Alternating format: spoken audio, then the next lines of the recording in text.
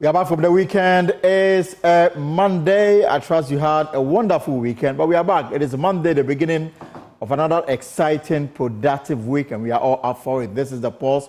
We've got everything that you need to help shape national conversation and to move you forward. Now, this afternoon, on The Pulse, the Electricity Company of Ghana now requires to operate a single account for revenue collections. We have details of the Finance Ministry's measures targeted at dealing with the financial issues plaguing the power sector.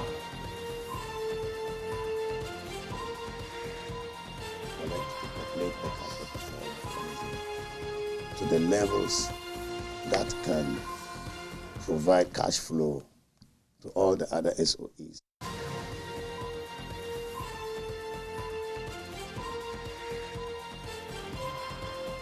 Also, Ghana's bilateral creditors share a draft memorandum of understanding with members. We'll hear from the finance minister, who is optimistic an agreement will be reached in the coming days, paving way for the release of $360 million IMF cash. We're optimistic that we will reach a very durable agreement that will help reset our debt profile. And of course, later in the bulletin, NDC flag bearer John Rama to reintroduce free sanitary pad initiative if successfully elected president. We'll explore the feasibility of this campaign promise here on The Pulse. And of course, The Pulse is always brought to you by Global Communities Digilu, affordable, safe sanitation for all. We are live on DSTV channel 421, GoTV 125. You can as well follow us on our social media handles, Facebook, YouTube, and myjoyonline.com for these and more. Of course, my name is Elton Grobe. It's always a pleasure to have you here on this exciting avenue.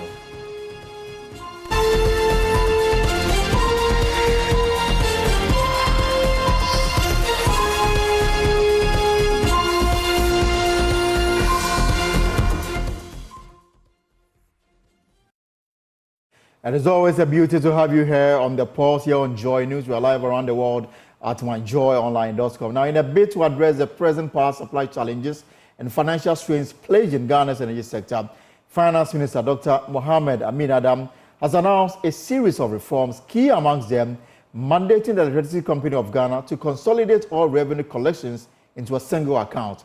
The ECG currently operates 61 bank accounts. That's according to the PLC. Upon initial assessment of 36 accounts, revealed substantial discrepancies in the ECG's financial reporting. Dr. Amin will describe the current outages as disturbing and streamlining the financial operations in the sector would help deal with the financial challenges plaguing the sector. We'll hear from him shortly. But first, let's bring you today's episode of our Doomsday Diaries, which puts the spotlight on the milling industry, which is responsible for processing some of our favorite staple foods, but has begun to suffer setback due to intermittent power cuts. Seated alone in his milling shop, Samson waits on ECG to restore the light that was taken several hours ago. This has become a regular occurrence at Asufa, near Ofanko Barrier in the Greater Accra region and other parts of the country. Lights go off at unexpected times, with no one knowing when it will be restored. Samson mills corn, tomatoes and kenke. His customers come to his shop as early as 4 a.m., and that's usually the period the lights go off the most. Because it's a money thing, they have to come and grind and then go and make sure that they prepare for their children for school. So that's how they come early. So when they come and then the light is off, it's worry them. So what do? They take it back? They go back and leave their container here or their rubbers here for the next day. That means that day they will not work. So what the work they did yesterday, that's what they have to depend on today. So that means that your life is going back. So this light off, something has to be done about it. The location of Samson's shop means he does not attract as many customers as he would have wished. He tells me that majority of the milling shops are located at market centers and people prefer sending the items there to bringing it where he is. That, coupled with doomsday, is taking a toll on his business.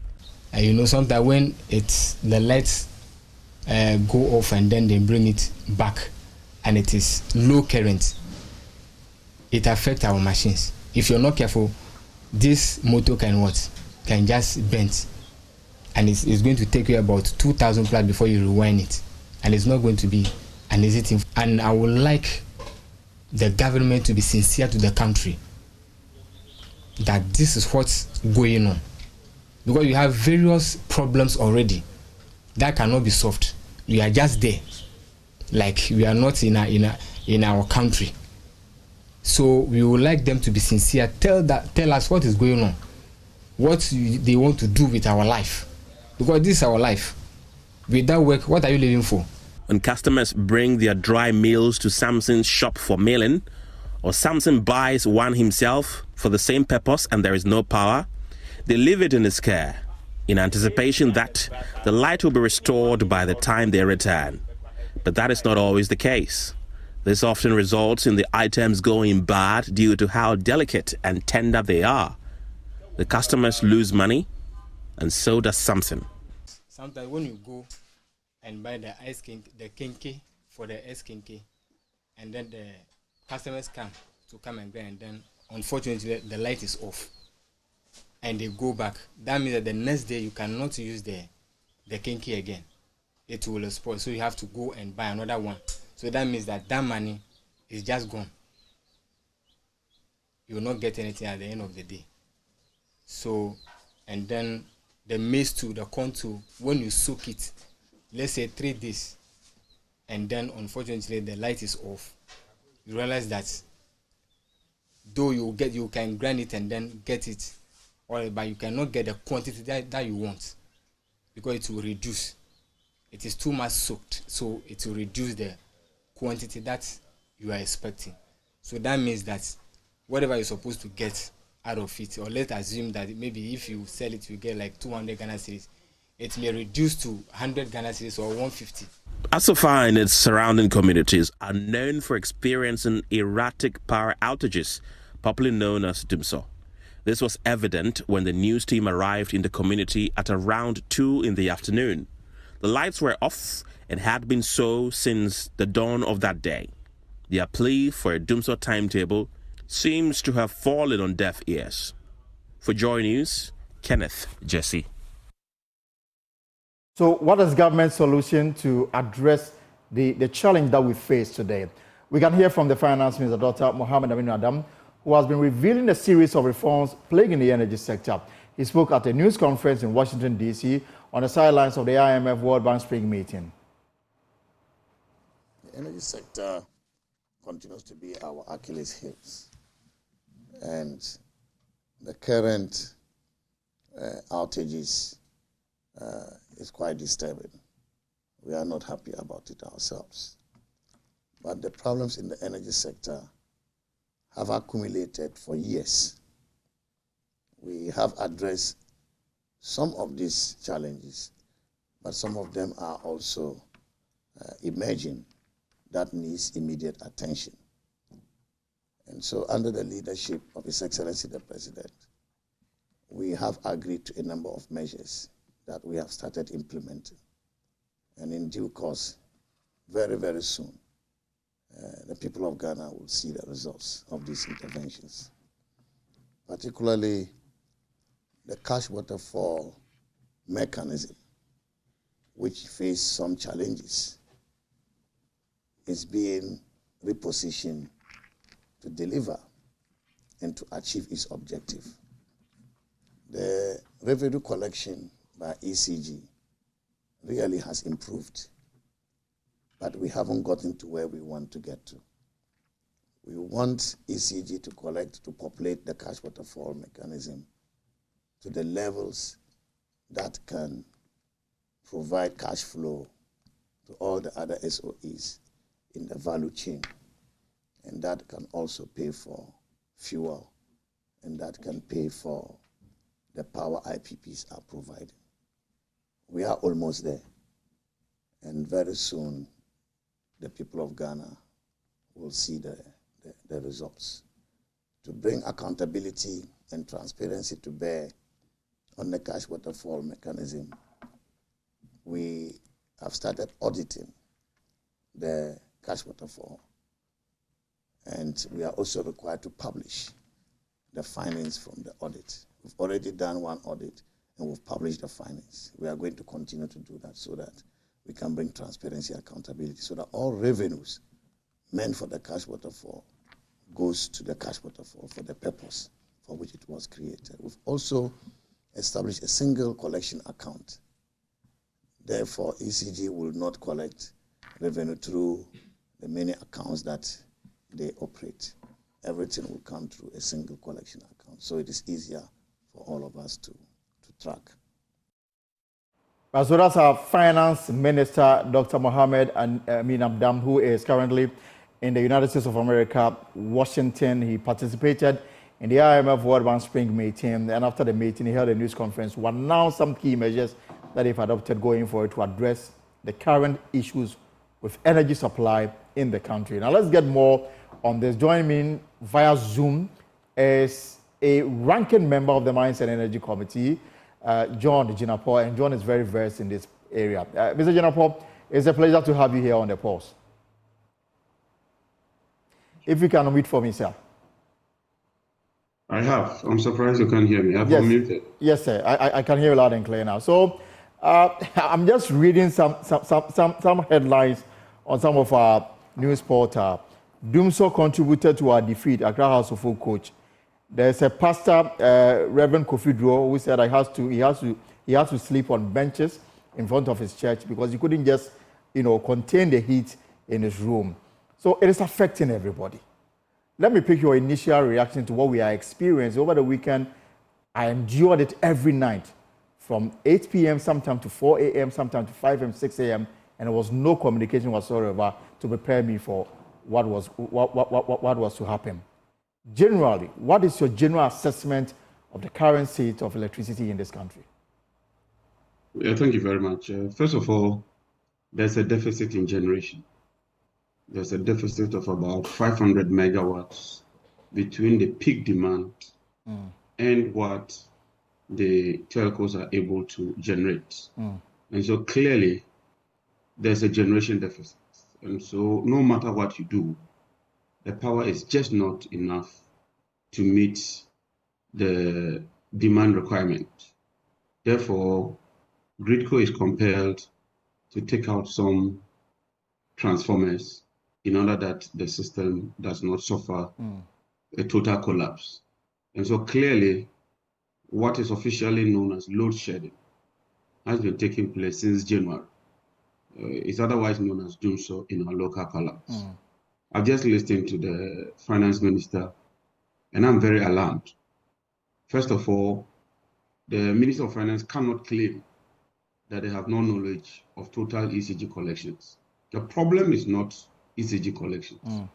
The problem is that there's a deficit in terms of the money ECG collects and the ability to meet the entire value chain financial requirement. The Minister of Finance himself is supposed to pay about 200 million cedis every month. Yes. Since August, they failed to pay that money. And so you have failed to pay that money. And you are turning around to blame ECG.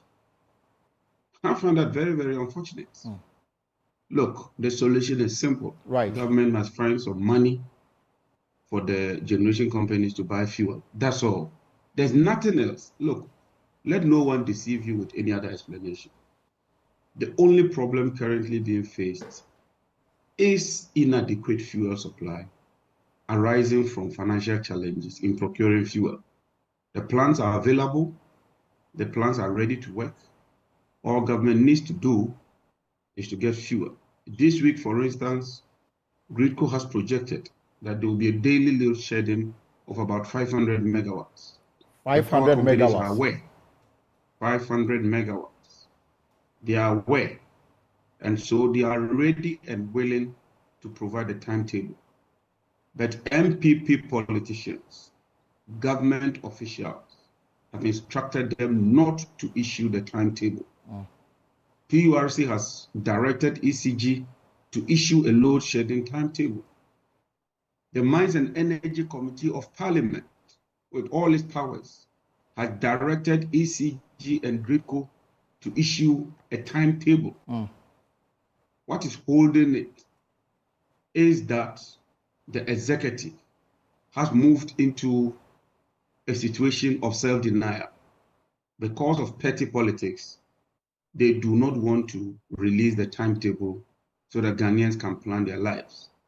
And so the whole problem is not really ECG, it's not GridCo. They are willing to issue the timetable. They have no problem doing so. But because of the political backlash, and because we're in an election year, there's an intransigent attempt by government to deny the obvious.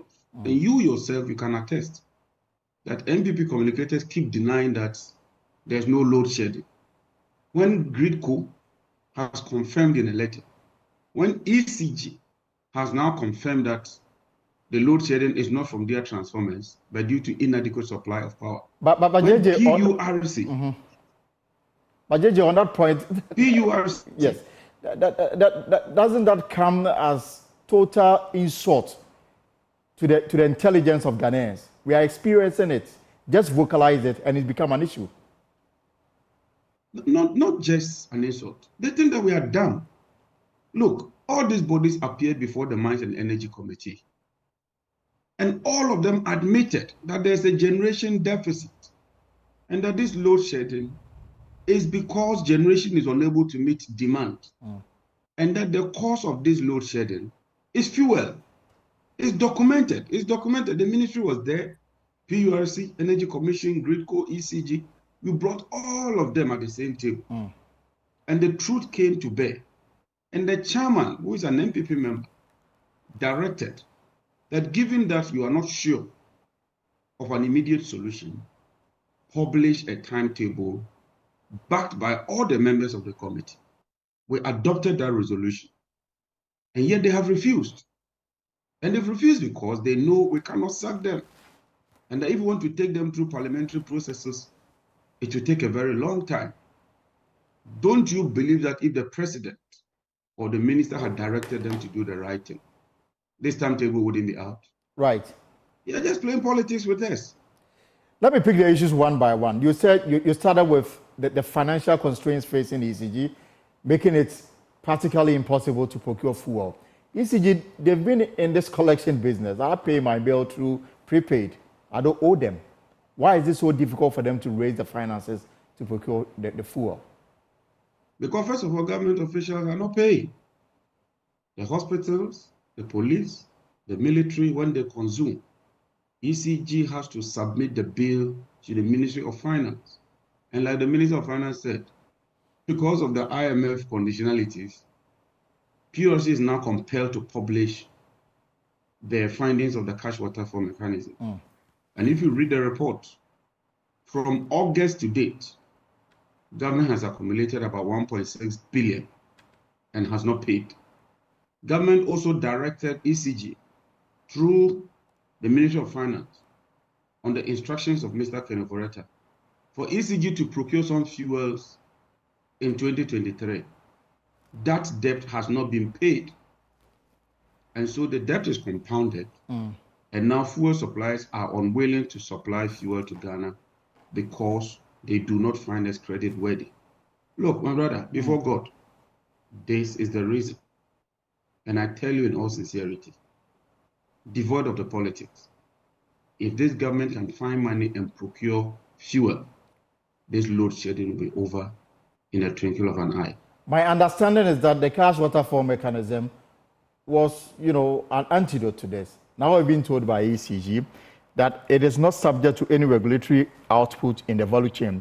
We take the view that the CSM is not subject to any regulatory oversight. PLC at best can only consult this mechanism in arriving at the tariff ECG is allowed to oversight, meaning that they are not under any obligation to meet the dictates of what this mechanism was put in place to address. Even if they meet the dictates of this mechanism, we'll still have load shedding. There will be no money to buy fuel. That's the whole basic thing. You collect about 800 million, that money is not enough because your currency has depreciated so much so that what you collect, when you convert it to dollars, there's a huge shortfall. So the challenge is not the cash for water mechanism. And let nobody deceive Ghanaians. The cash waterfall mechanism only ensures that whatever you collect fairly.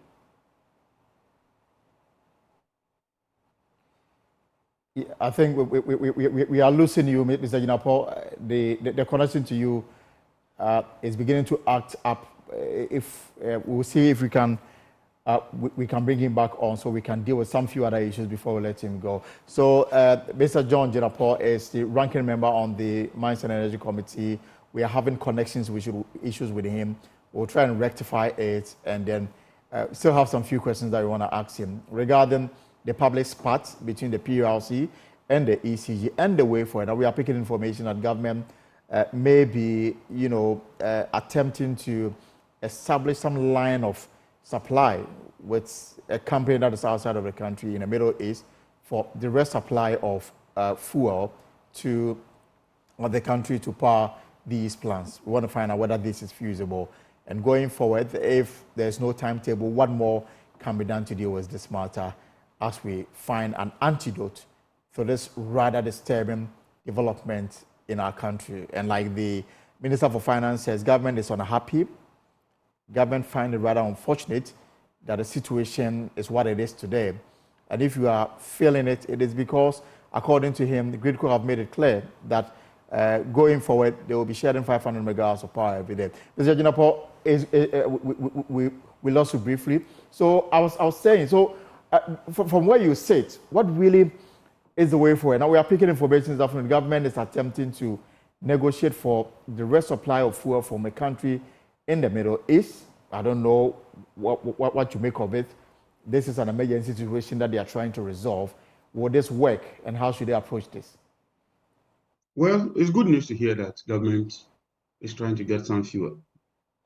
And it also buttresses the point that the real challenge is fuel, as we've always been saying. And any other attempt to deny this reality would be most unfortunate.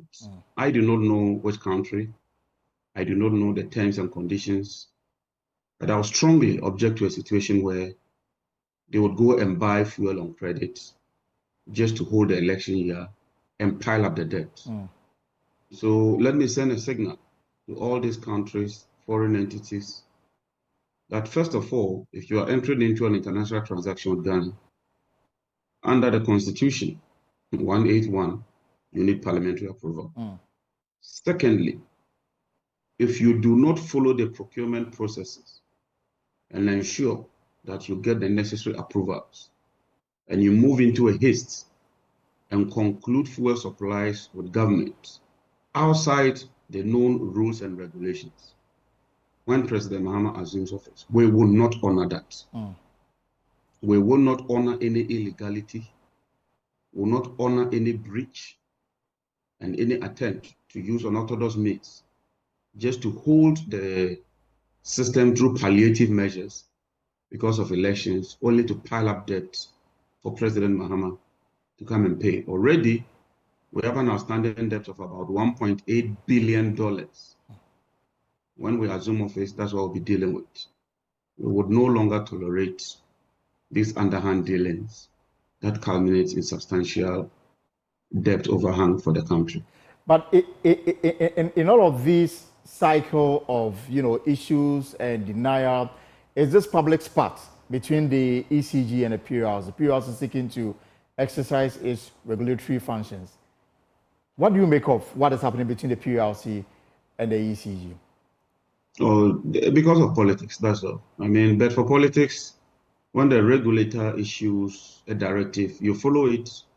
If you disagree, you go to court. But clearly you can tell that there's some political underhand dealings. And so ECG is being used as a front. Because in all this, apart from the minister telling us to go and publish our own timetable, if we are fed up with the load shedding, I haven't heard any concrete measures from the Ministry of Energy. I thought that by now, the Ministry of Energy should engage Ghanaians, tell us the real problem, the challenges we are facing, its consequence, and the steps being taken to deal with the challenges. Don't you think this is a fair call? I mean, this is a fair call from Ghanaians. It is, and the ministry has been totally silent on this matter. I find that very, very strange. And the president is comfortable with that. The president who swore an oath to serve the people is comfortable with that. The vice president who is seeking to be president and currently head of the economic management team cannot show leadership. That managing the economy is also about providing reliable supply of power, and that he is the head of the economic management team, and that he should demonstrate leadership so that Ghanaians may even see that, look, this man is capable of managing the economy. He's also gone mute. He hasn't shown any leadership. We need fuel. This is a critical moment where he must demonstrate his economic prowess and intellectual capability. This is what we call leadership. And in the absence of the fuel, the plant that was recently installed in Kumasi becomes useless. Absolutely. And even that one, I have a major problem there. And I intend to activate all the necessary measures in Parliament. How much is that fuel being supplied for? How is that fuel passed through in the determination of the final tariff? And is the tariff from that plant enough to meet the value chain analysis in terms of the cost structure? It's another thing I intend to pursue when Parliament resumes. But now that we are facing load shedding, all our efforts is on how we can push government to do the needful. Government can procure this fuel if they prioritize. Look, it's a matter of priority. If they see this challenge as a priority, they will deal with it. But they believe that they can just explain and spin around or remain silent. The Ghanaians would only complain and sit down. Meanwhile, people's businesses are collapsing. Nobody wants load shedding. Look, nobody wants the power off.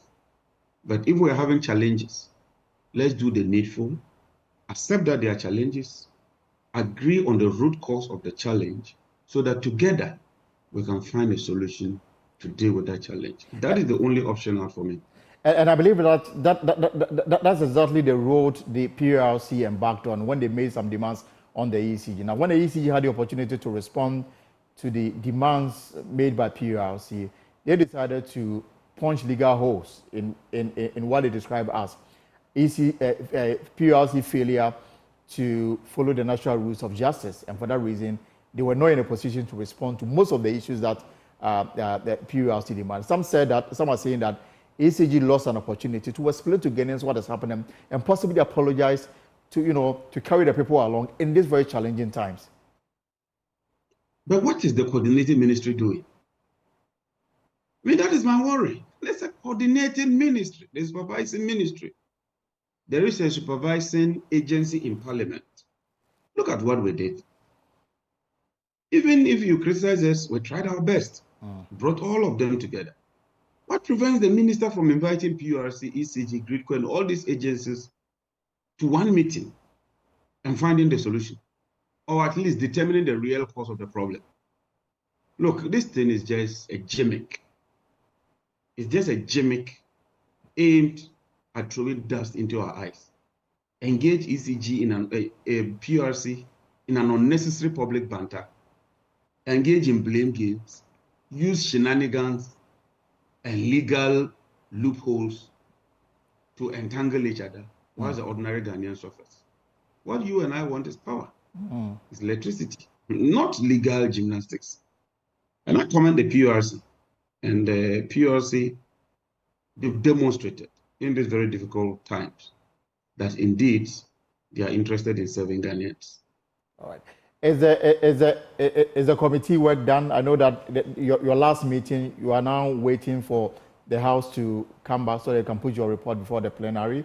In view of all the developments that has happened after your meeting, would you be interested in opening it up again, or you are just going to wait for Parliament to convey and then you can report to the plenary the outcome of your engagement? The committee is done with its initial work. Okay. We've put it together. I've read the draft report. I find it very, very concise. And I commend the chairman for a very good work done, as well as all the members. But like you said, the report has to be presented to plenary. And so we are waiting for Parliament to resume. We shall present the report. And it is our hope that the House will adopt that report and consequential orders will be given. Once those orders are given at plenary and they defy it, that's another matter altogether. But for me, we are human beings. We need not get to this level. Look, it's not everything that you just use legal processes to resolve. Sometimes common sense, thinking, and doing the right thing resolve some of these issues. If you tell Ghanaians that indeed we have a problem and we're doing everything to resolve it, they may not be happy, but at least they will find you credible and honest. But if you think we are all done and that you can dribble us, you can spin, you can throw dust into our eyes and hope that some way, somehow, your communicators would defend you after all. Anyway, we are all Ghanaians and we are all suffering the current power challenges. Right, thank you very much, Mr. John Jinapor is ranking member on the Mines and Energy Committee. That committee has been very much involved in addressing this matter from their own point of view. But clearly, like you said, you will have to now wait for the for Parliament to come out so that they can put their report before them. This is a pause here on Joy News. We'll take a short break. When we return, we'll deal with financial matters.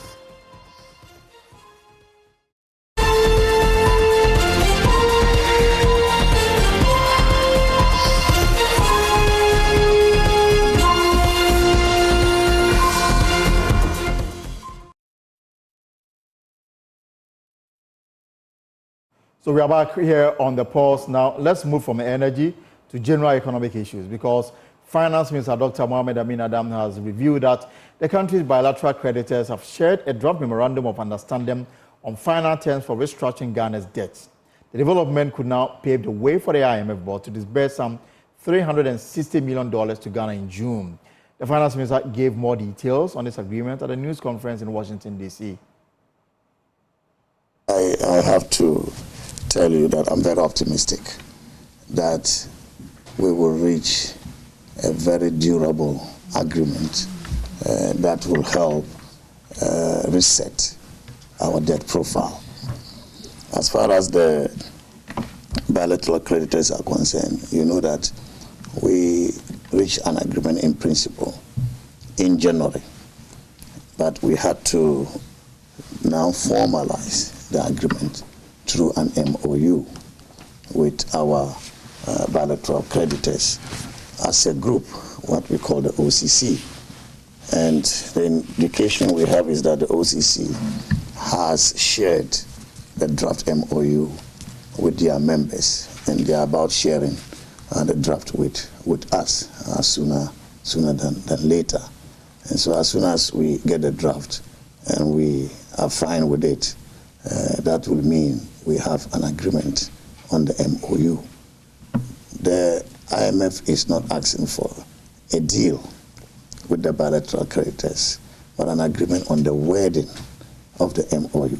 And that will be sufficient for the IMF to go to the board, because that would have signaled the financing assurances that we need from the OCC members. The issue in relation to Eurobonds is also on course. We, as you know, from the cleansing statement we issued at the end of our non-disclosure agreement, we reached an interim agreement which we had to subject to the IMF threshold. And when you subjected that to the IMF threshold, you will notice that we narrowed the gap between what we agreed in the interim with the bondholders and the IMF threshold. We narrowed the gap, very, very slight difference. But that means that there is more work to be done, because any deal that we reach will have to be consistent with the threshold, the DSA threshold of 55% debt to GDP in present value terms, and then also a debt service to revenue ratio of about 18%. All right, so let me take you live to Washington, D.C. now, and George Uafe with our business desk joins me via Zoom. So, George, it's good to see you from D.C. And, I mean, let's break it down for the understanding of those who are watching us. There is a bilateral creditors and a Eurobond. Can you differentiate between the two so that we can set the ball rolling on this matter? So, Elton, some would say that why are we here as a country, Right. Ghana? The IMF and the World Bank, after classifying the country, that they do what they call the debt sustainability analysis, give us that tag that our debts have gotten to levels that can be said to be unsustainable. It means that when you look at those seven main indicators, we are struggling, or we could struggle to settle our debts on time. So as part of this whole IMF agreement, which that avenue was reserved for least developed countries or those who are struggling to settle their debts, Ghana subscribed for the debt suspension initiative through the G20 common framework, where we have these developed countries and also these developed countries that are part of the Paris Club, that give me some breathing space so that I can rework on how to settle your debt. Elton, after the HIPIC initiatives, it appears that no developed country is now committed to cancellation of debt. Right. So what we would do with you as a developing country or a low middle income country is that come and engage us and let's review the terms in which you can settle the debt. So when it comes to the classification that you are asking about, these are bilateral, these are countries, for instance, Ghana, UK, Ghana, Japan, maybe Ghana, maybe China. These can be classified as Ghana and the other developed countries that we are indebted to them. This is based on loans granted. This is based on some facilities that they are actually financing here in the country. And that is why we can look at, and even some of the multilateral institutions. And if you put all this debt together, if you quantify it, it's about $5.4 billion. And George, this is for the bilateral creditors? Yes. So, for instance, Ghana, China, maybe Ghana, France, Ghana, Holland. These are those creditors that have been put into one category that can be classified as the bilateral creditors. Now, don't forget that when the country was classified as a low middle income country, those facilities that were coming to us was kind of reduced. So Ghana went onto the commercial market to borrow. These are classified as the commercial creditors or the private creditors. And these are other facilities that were negotiated purely on market conditions. Now, if you put that debt together, we're looking at a little over $13.4 billion. Plus the 5 billion already, or the 5 billion inclusive? No, we are separating the debts here. So the $5.4 billion is to the bilateral creditors. Right. Now, if you come to the commercial creditors or the Eurobond holders, as I was trying to explain, that could be about $13.4 billion. So we're looking at almost $19 billion. $13.4 billion, yeah, for the commercial creditors, yeah. So these are two categories of debts that Ghana needs to go back to them under the framework that the IMF and the World Bank has established, where you call the G20 common framework, to engage these bilateral creditors, and then also engage these commercial creditors. And so that is just a brief background in terms of letting our viewers appreciate who are these bilateral creditors and who are these commercial creditors. Eurobond holders, the commercial market operators, these can be classified as the commercial or private bond holders, owing them about $13.4 billion. Are you privy to the details of the MOU signed between Ghana and these creditors? So with respect to the bilateral creditors, and then again, let me take you back. Somewhere in January, they had what they called the agreement in principle that they are open to talks that will lead to restructuring of the debt. And that agreement in principle is what Ghana took to the IMF for us to get even that first tranche of disbursement. It appears a lot of things have happened.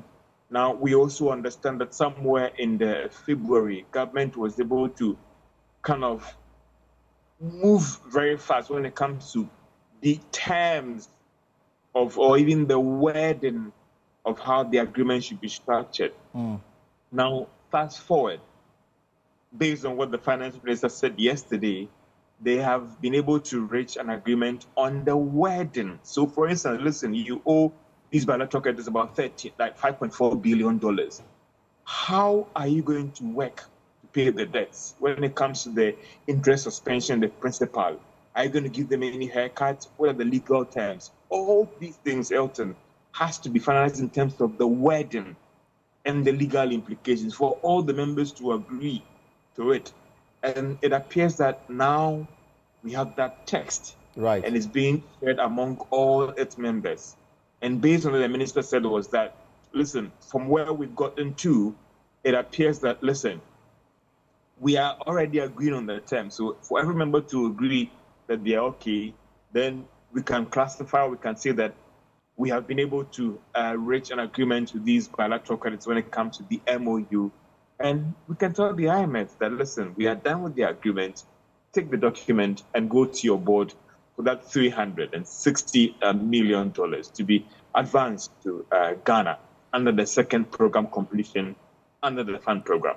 I'm more interested in the commitment of the creditors and their commitment to respect the terms of the agreement reached as far as this MOU is concerned. I'm asking because this is not the first time we heard about commitment and the fact that we are getting closer to reaching a deal. But we've been on this road for years. Elton, listen, Elton, you owe people for leaving the bilateral creditors about over $1 billion. Now, every economy is going through challenges.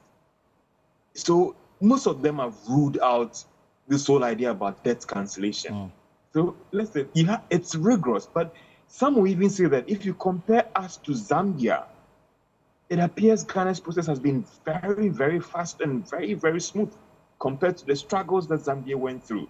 So it is about all these things. And for instance, China has not been on this road where they have to cancel or even restructure debts and all the rest. And don't forget, Elton, when they even agree these terms with you, they have to go back to their parliament to agree on all those things. Now, take a typical example even in Ghana, when agreements have to go through parliament, the scrutiny and all those things. So that could be the reason why it has delayed. And that is why even a wording like is, it has to be scrutinized so that every member is okay with it. So if from what the minister is saying, from what we have picked up from even the official creditor committee, Elton, it appears that we have come very, very far and moved smoothly.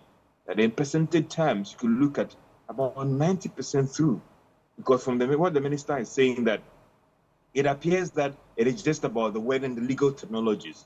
And for them, based on the agreement in principle reached, he doesn't think that it will be that late for us to have that agreement in place to let the IMF then go to their board and say that at the staff level, Ghana passed the second review.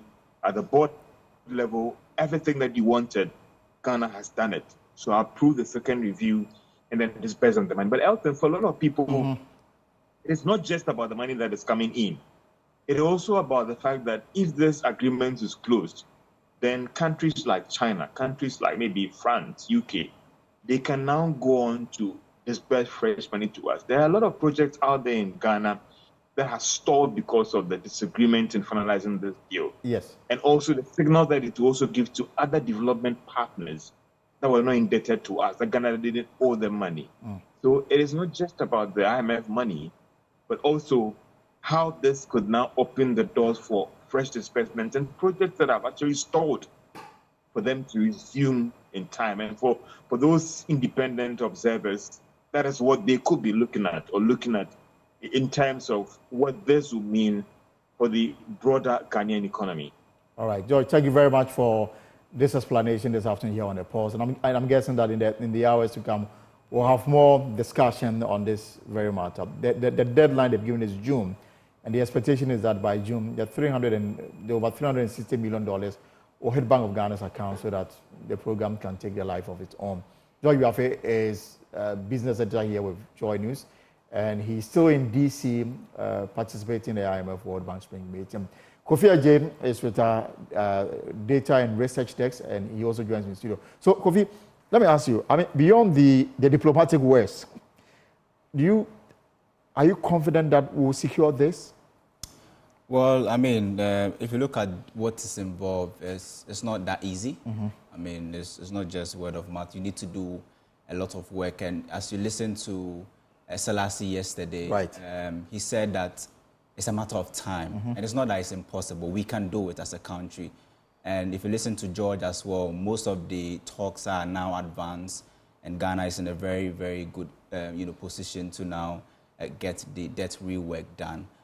But with the bilateral creditors, I mean, we understand we got the agreement in principle way back January. Now, the most important thing now we need to get is to make sure that the various parties under the creditor committee feel safe. Feeling safe means that they must have that sense of comparability of treatment where nobody will feel cheated. One of the creditors feels that, I mean, the terms are not really favorable to me, it becomes a little bit problematic. That is why the finance ministry in January said that, well, we have the agreement in principle. Right. But right now we need to sign the MOUs with each of the member countries. And that's why they are sharing, the MOUs with themselves. Everybody is taking a look and see if, I mean, that sort of comparability of treatment is there so that nobody feels cheated. And I believe that once the various creditors who are involved in terms of the bilateral are okay with the comparability of treatment, Ghana will have the go-ahead, or we can start signing the paperwork. On the side of the commercial, it's a bit complex in the sense that, I mean, the amount involved is huge. Right. And the monies involved are not just ordinary monies. These are hedge funds and other people's pension monies. Right. They wouldn't just let it go like that. And the fact that this is a part of the external restructuring where we are seeking haircuts, it means that a portion of that debt must be written off. That's the initial proposal. And the first proposal that we reached, it looks as if the magnitude of haircuts we got from the restructuring was not enough to meet the IMF program parameters. It means that... What was our proposal? Well, our proposal is that on the side of the principal, we are looking for up to 40% haircut on the principal. It means that every $100 that you owe me, I need about 40% of $40 off. Total cancellation. Not total cancellation. To pay it 40% right. off. Then you have on the interest, we're looking for up to 5% haircut on the interest. It means that if the interest rate or the coupon rate on the amount that I borrowed or the bond is around, let's say, the average is around 9% or 10%, it means that you have to reduce the interest for me and also reduce the amount, the principal involved. On the side of the bilateral, we are getting moratorium. It means that a breathing space for a while, then you... Before we pay back. You pay the correct amount or the original amount. There's no reduction in the coupon or in the principal. Okay. But on the side of the commercial, we are treating it differently. That's why it's a bit technical. Because, I mean, Ghana is not the only country at the doorsteps of the commercial creditors seeking for restructuring. Other countries are watching what the commercial creditors will do for Ghana. And then they can take a cue from that. Absolutely. That's why they are a bit careful, and the non-disclosure agreement and all of those things. But I can say that Ghana is currently in a very good position, and we are all anticipating that by May we should be able to get all the necessary financing assurance, especially from the bilateral creditors. And just like you heard, Adam, we do not need a deal. I mean, a deal is, you can explain it, but I mean, once you sign the MOUs, you can also say that that's also a deal. I mean, because that will give you the wording, the magnitude of haircuts, or the magnitude of relief that you are going to get. Because what you're looking for is $5.4 billion relief from the bilateral. In total, we are hoping to cut about $10.5 billion of our external debt, is now more than $30 billion. Right. My understanding is that the IMF is bent on we getting a good deal because they don't want a situation where they release the money go to pay your creditors. I mean, but for the debt restructuring, this year we should be paying about $5 billion in interest alone. Interest alone, both external and then domestic. So it tells you the amount of money we pump into paying, servicing our debt. That's why the IMF needs that breathing space for us so that we can invest that money into other, areas. I mean, and this is also an election year. So of course, I was coming to about spending. Yeah. About spending and how we are able to stay within budgetary limits. Already, Minister of Roads is promising across the country works that they will be doing. And all these promises require financial backing to see them through. Other ministries have programs and projects that they need to implement. All of them require money. Yeah. And yet you are in a very bad financial situation, which is that every city you spend, you must be able to account for it. No. And that makes the situation bad. Yeah, I mean, and the trust issue also comes. Yeah, very important. I mean, once you enter into an IMF program, it is so difficult to take unilateral decisions because everything has to be discussed with the fund and must be in line with the program parameters. Remember that when fuel prices started going up, NPA came in to withdraw the price stabilization recovery levy. They had to reinstate it because under the program, you've agreed that you are not going to, dish out subsidies to the energy sector, and fuel prices falls under the energy sector. So going into the election year, I mean, government has promised. We have in place now the 0% financing that the Ministry of Finance and then the Bank of Ghana have all signed. And we've seen some sort of cuts in terms of expenditure. So we are all hoping that on the side of expenditure, on the fiscal side, things will slow down a bit in terms of the magnitude of the expenditure for us to get that breathing. But the other concern, energy, for example, the reason we are where we are, doomsday, if you like, is that we don't even have a lot of resources to buy fuel. Yeah. Which we need, because then the downturn for the economy will be worse if we are not able to stabilize the energy sector. So as we take, it's already been taken. Yeah. And I'm wondering how all of this helps to stabilize the economy. In fact, the reason why ECG is suffering, or the cash waterfall mechanism is not really working the way it's supposed to work, is because of the current economic crisis we're facing, especially on the side of currency depreciation. Because I keep saying this, that ECG collects most or majority of their revenues in cedis, but most of their operations or debt servicing is in dollars. So imagine in total, ECG is able to do all they can and they collect 500 million Ghana cedis as revenue, and they have to send it to the cash waterfall mechanism to share to the sector players. If you convert that to dollars, possibly it may not even be enough to pay the category A, sector players. So that is where the problem is. The problem is that whenever the cedi begins to misbehave, our energy sector suffers. Right. Because now you need more cedis to buy fewer dollars. So if we really want to solve this doomsday situation, the Energy Commission said, you need about $1.4 billion to buy fuel this year.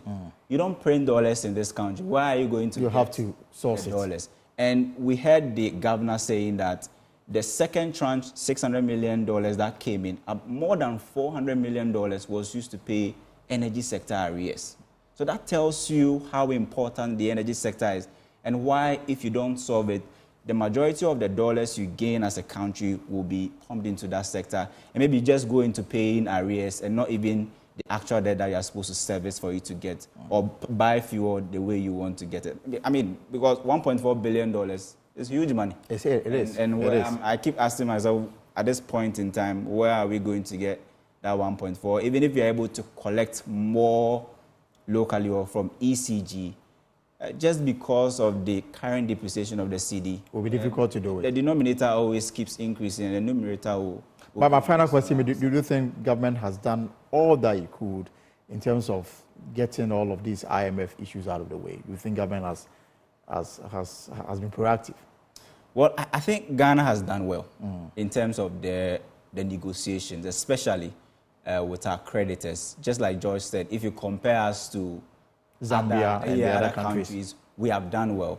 We have done well because of how strategic we've been with all of this, and the fact that we knew this. Maybe this is our first time we are doing this. It's actually our first time we are having to do this sort of restructuring.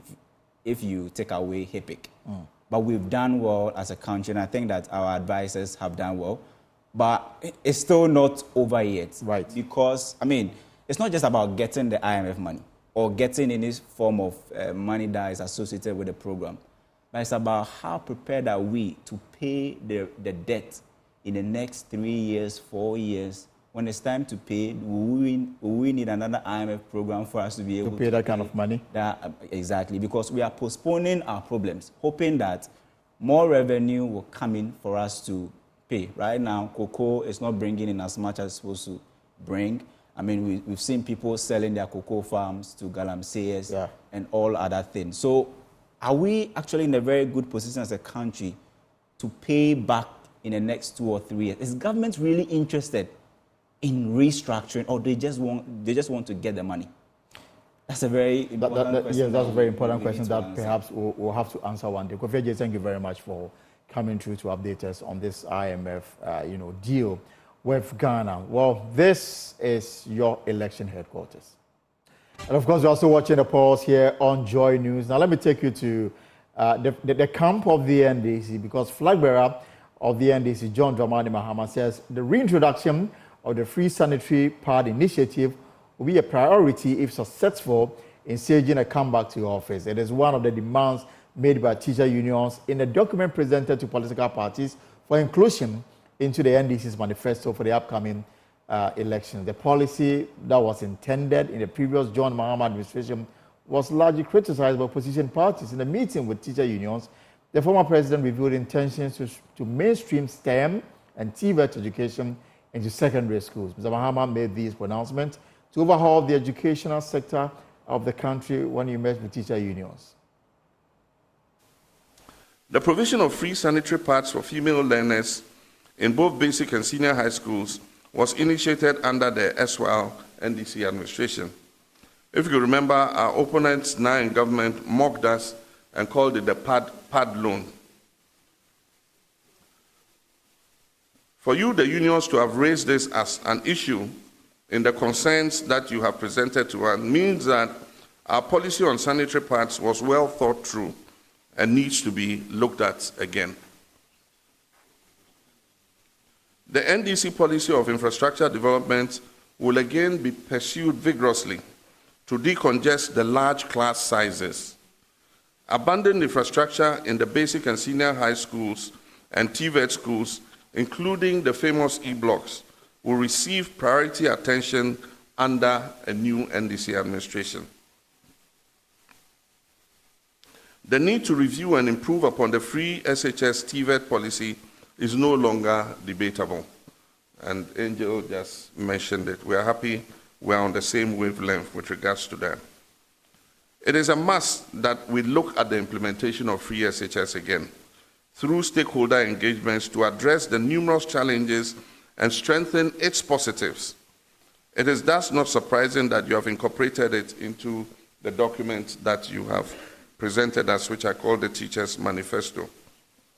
We're going to mainstream TVET and STEM into all secondary schools. We don't believe that STEM and TVET should be standalone in special secondary schools. We must mainstream them through all the secondary schools. And so in this regard, we will revamp the science resource centers in order that clusters of schools can use those centers. Luckily for us, the E-blocks have 4 laboratories in every E-block, and those laboratories are going to be used for TVET and STEM education. The imperative of the Free SHS Secretariat being supervised by the Education Directorate is our considered view. The Education Service, which is an implementing agency, has the capacity to implement the Free SHS policy. So we do not agree on a standalone Free SHS Secretariat. We think that it must be integrated into the Education Service as an implementing agency. The NDC will therefore integrate the Free SHS Secretariat into the Education Service Directorate and not have them exist as separate entities. I announced to the CHAS representatives last week that we would decentralize the school feeding program and return the responsibility for feeding the students to the school. Well, former minority leader, member of parliament for Tamale South, Haruna Iddrisu, is optimistic the National Democratic Congress will win the 2024 general election. He He believes the party's proven track record, where Flag Bearer John Mahama, will inure to their benefit. He was speaking at a capacity building workshop for NDC party communicators at WA. Rafik Salam has more. The former minority leader in parliament, Haruna Idrisu, averred that the National Democratic Congress, NDC, led by former President John Dramani Mahama, is on course to being returned to power based on the following reasons. Because we stand on the side of morality, we stand strong on the side of truth, and we are proud of our legacy as a party and government in the past, with President John Dramani Mahama as fourth president of the Fourth Republic and our candidate for the 2024 presidential and parliamentary election. Haruna Idrisu opined that the NDC is poised to capturing all 11 parliamentary seats in the Upper West region, starting from the Lambuse constituency, which is said has already fallen to the NDC, with the London constituency next on the line. The NDC currently holds 8 out of the 11 parliamentary seats in the Upper West region. We are determined to capture all the 11 seats in the Upper West region. At least from my briefing and from information available to me, Lambose is already in the basket. We can add that on, and we are narrowing on to strategy to get Nandom in, and we are determined to win all 11 seats, and then also in the Sisala area. Myself have been playing some quiet diplomatic role, reconciling the previous Sisala candidate with the NDC candidate, and they are working together now, as you can see on the ground. And we are quite satisfied with the performance of the NDC in the Upper West region. At least we didn't borrow as recklessly as they have. 600 billion against 120 billion, a debt to GDP which is unprecedented. So Nana Addo Dankwa and Dr. Bawumia have only moved Ghana from Ghana beyond aid to Ghana beyond borrowing. You know that they can't borrow again themselves, and they are making it impossible for the country to rely on external borrowing to finance budget and to deal with deficit. And we are aware that President John Dramani Mahama will inherit a problematic economy to manage, and effort will be to stabilize the economy and back on major constitutional and administrative reforms that strengthen institutions of Ghana, and more importantly, determine what the future of the country would be. The Upper West region, as you all know, is my second home. We are always proud of their sacrifices and contribution to the NDC, and at least it's on the walls that you can see that the NDC will do better and super in the 2024 elections. The Tamale South legislature then goes after the juggler of vice president and flag bearer of the new patriotic party, Dr. Mahmoud Bawumia, stating that he will suffer to remove the attack of being a habitual lying politician and also the linking himself from the failures of the MPP government. As for Dr. Mahmoud Bawumia, he will suffer from a credibility problem as a habitual lying politician. You just make promises. You don't do that. You must have honor when you make promises, and you can't honor them. You apologize to the Ghanaian people, or you hold strong in saying that I take responsibility. He cannot be claiming now to be dissociating himself from the Nana Addo Dankwa government and their performance or achievement. If he doesn't want to share their failings, he shouldn't share their success. God bless. Also present was the National Communications Officer of the NDC, Sami Jemfi, who donated 11 motorbikes to the party on behalf of the 2024 flag bearer of the NDC, John Dramani Mahama, for onward distribution to the 11 communications bureau in the region. Sami Jemfi chastised the MPP for failing to deliver on promises made to Ghanaians. The ruling MPP government has flattered to deceive on all their major promises. They have betrayed the trust of Ghanaians, and they have violated their social contract with the people of Ghana. And it is the reason why Ghanaians are all suffering, irrespective of one political affiliation. And so all Ghanaians are united in grief, calling for change in the direction of this country. And who better to give us that change than a man who has been tried and tested? the visionary nation builder, His Excellency John Dramani Mahama, who has a proven track record and the vision that can bring about the transformation and the prosperity we are all yearning for. Reporting for the news, Rafik Salam. Wow. So from the NDC, let me take you to the camp of the MPP, because the New Patriotic Party's hold of the Joso constituency is threatened by attempt of a comeback by the former Member of Parliament for the area, Kwabena Owusu-Aduomi. Though the campaign of the former MPP MP who is going independent has been quiet, it is fast catching attention in the Joso constituency as far as the by-election is concerned. But the MPP is leaving no stone unturned as the party will join in the constituency campaign. Anaya Ojima put a spotlight on the campaigns in the area and has come through with this report. Aside from the former MP, Kwabena Owusu-Aduomi, the NPP's Kwabena Boateng has to beat 4 others for the party to retain its seat. Estelle Say of the CPP, LPG's Beatrice Boache and Joseph Atakra as independent candidates. Ohineba Fridua Ajiman is another independent candidate seeking to break the NPP's monopoly. The People's Representative Bill, when you go to Parliament, the law over the government is People's Representative Bill. But nowadays, I've observed that it's becoming party representative. All those who are electing them into the Parliament go there with their party ideology and other thing, not the people. So I've observed all these problems and I decided to come out so that I'll go and represent my people, not any party. Former MP Kwabena Owusu-Aduomi served 3 terms in office as a Joso MP. In 2016, he won the seat with over 83% votes, setting a record in the constituency elections. Mr. Aduomi says the grounds are fertile for his return as MP. So the nipa beka never do so. Na sani adodo no a epese Aduomi ba no na e de bia. Me ka twa se form ye. If you say me no metin chen kwa na se we kura nya maye no.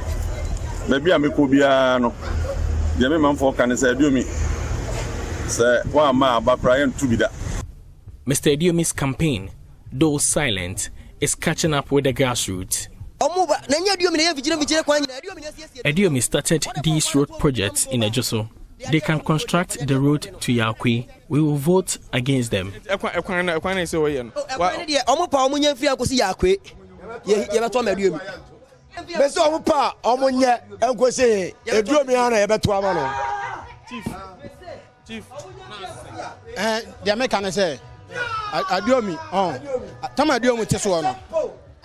During Aduomi's term, NDC was in power, but he did his part to help us.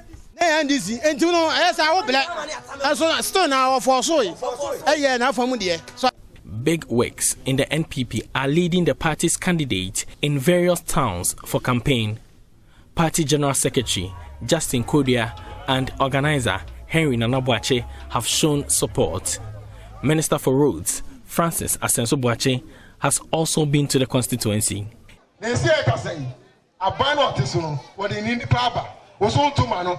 As we speak, government has a candidate on the ground. If you vote an independent candidate, how does he come to me to lobby for roads? That's another party, MP. Now Parliament, lobby for roads. What to me? Ain't happening. The NPP candidate, Kwabena Boateng, is already making promises in his campaign.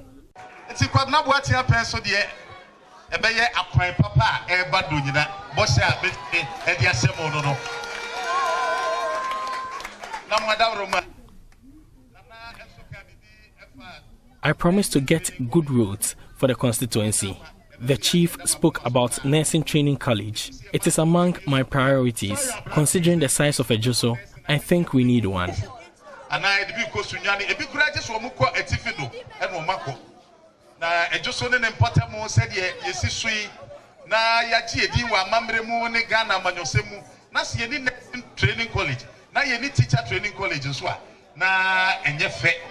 Though the NDC has refused to participate in the election, the NPP will have to fight an enemy from its fold to retain the seat. For Joy News, Nana Ojima reporting. Remember, the by-election is on Tuesday, 30th April.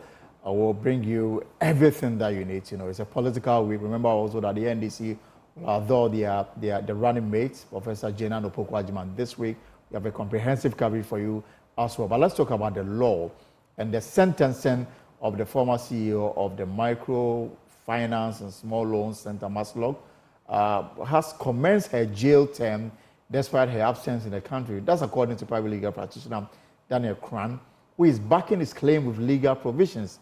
Sedna Tamakulu Atieno was sentenced in absentia, prompting questions about her whereabouts. Mr. Kran, speaking on the law, clarified that under Section 3152 of the Criminal and Other Offences, the former CEO's sentencing took effect from the day it was pronounced, and it could not be postponed even if she's out of the country.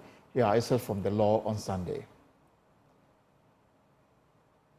Trial in absentia does not violate any of the rules of natural justice if the accused person was put on notice and was given sufficient opportunity to be present at the trial, but the person decides not to be present. That does not violate the rules of natural justice. When somebody is on trial, like Sedinam, looking at the gravity and the seriousness of the offenses that were preferred against her, to allow her to travel outside Ghana for medical treatment during the pendency of the suit, to me, was not a proper exercise of discretion by the authorities. In any case, we have hospitals in Ghana that all of us attend.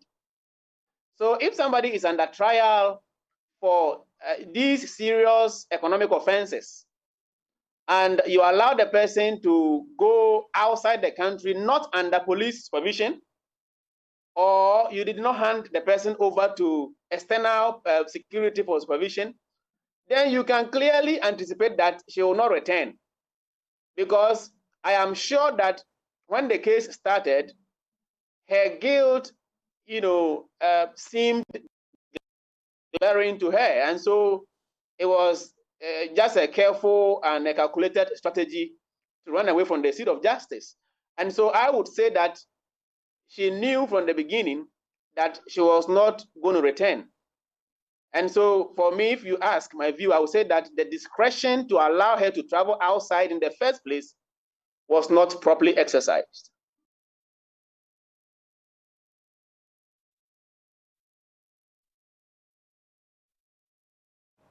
Meanwhile, the Deputy Attorney General Alfred Chuanyebo said processes are underway to extradite her into the country to serve a sentence.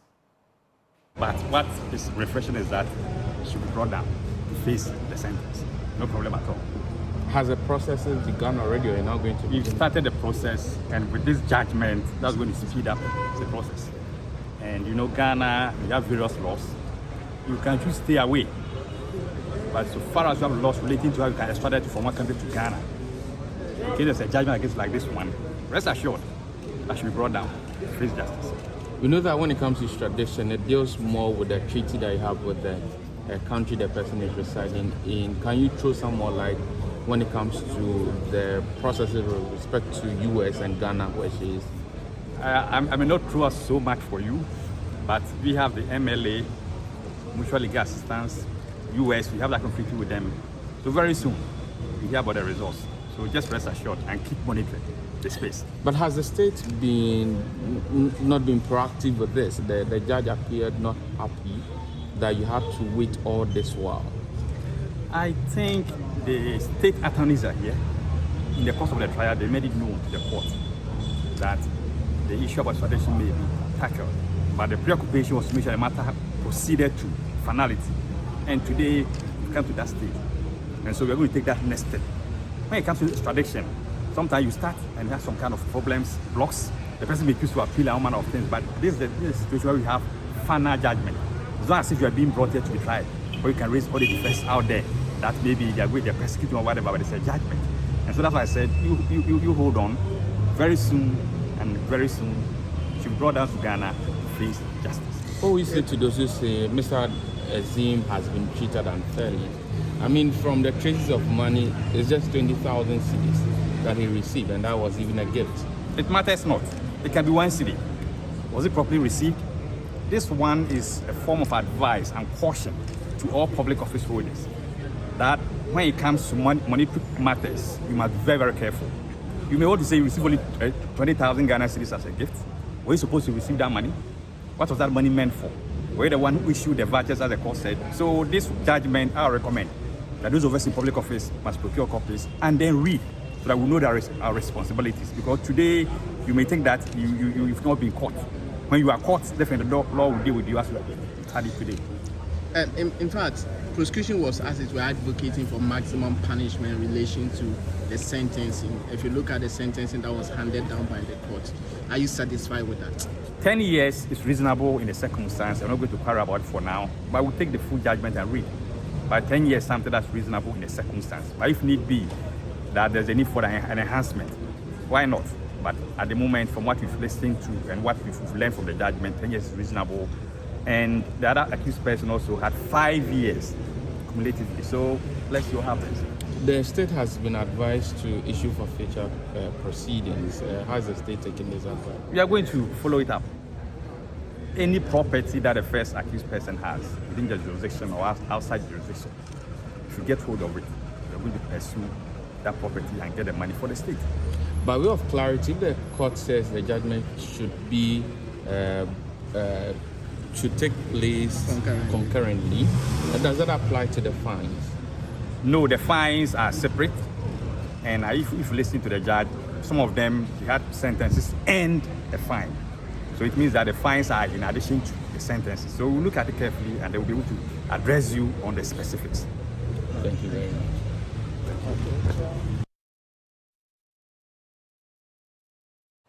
So we are following up on this matter. We'll bring you more in subsequent bulletins. But this is a pause with me, Elton Brobe. We'll take a short break and return with more.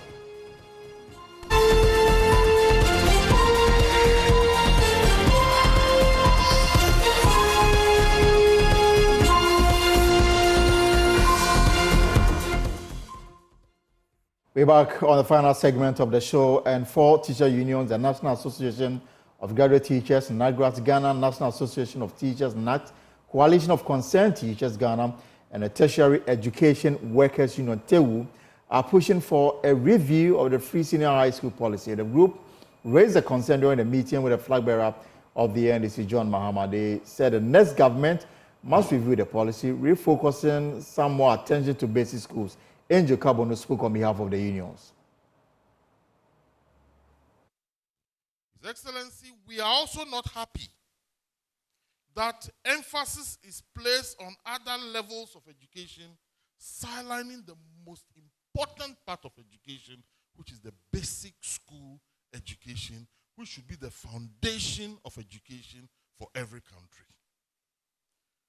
We appreciate the free senior high school concept, but we believe that the time has come for us to review the free senior high school concept to make it work and achieve its intended purpose. However, we have relegated to the background basic school education.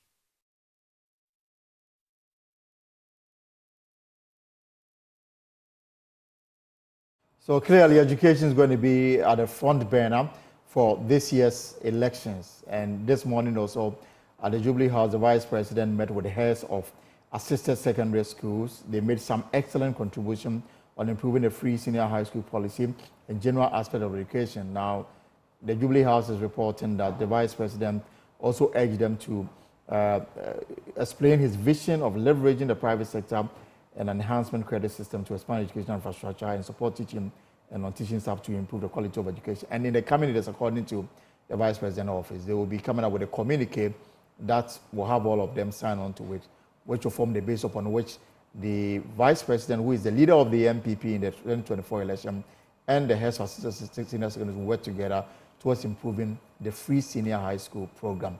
But let's move away from education, because the quest to finding problem solvers to critical societal challenges from the Ashanti region is on as the Committee for the Ashanti 25th Anniversary Celebration officially launches the Otumfuo STEM Festival. In collaboration with Ashanti Regional Education Director, the competition will see 50 basic and senior high schools in the region showcase their innovative solution to societal challenges. There's more in this report. Selected from the over 2,000 basic schools and senior high schools in the Ashanti region, at least 50 schools will be participating in the maiden Otumfuo STEM Festival. The academic decathlon would see participating schools showcase various technology-based projects to challenges in sanitation, agriculture and other sectors of the economy. The competition is in celebration of the Asante Hene Silver Jubilee anniversary and in line with the King's initiative to promote education in the region.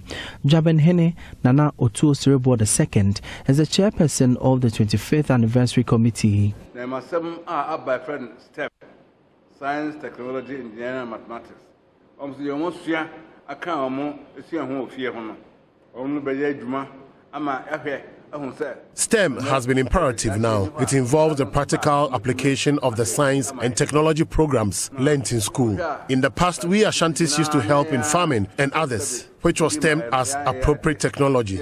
But the children of today are not exposed to them. So this will offer them the opportunity to apply what they've learnt.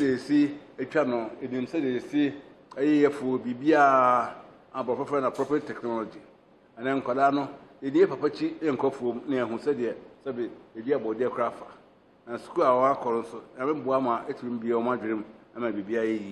Best performing schools will be selected from 6 zones under the Regional Education District to exhibit their projects at the grand finale of the competition in September 2024. Dr. William Kwame Amankra Apia is the Ashanti Regional Director of Education.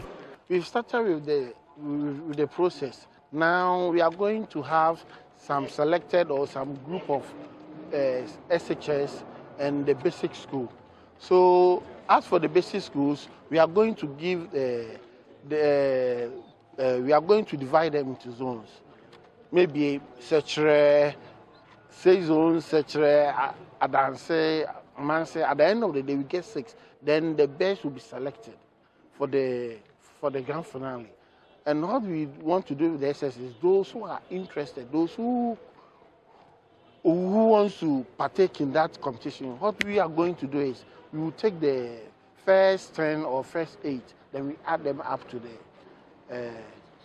the basic schools, yes. At the end of the day, it's not like just reading, because the Otumfuo Foundation is a reading festival. Yeah. But we want to go a step further, have people who will be ready for the job market, world market, so that at the end of the day, Ashanti or Ghana, we will benefit. The regional competition is expected to be replicated every year. For Joy News, my name is Emmanuel Bright Kweku. Our show today. For more stories, log on to our website, myjoyonline.com. Some of the stories making rounds: Baumia, running mate delayed, and Mr. Sansante has a lot more on it. The OSP was in court today with the former PPA boss, new charges preferred against him, plus other stories on myjoyonline.com. My name is Elton Brobe. We shall meet with you tomorrow, same time, between 3 and 4:30 for another exciting edition of The Pulse. Have a good evening.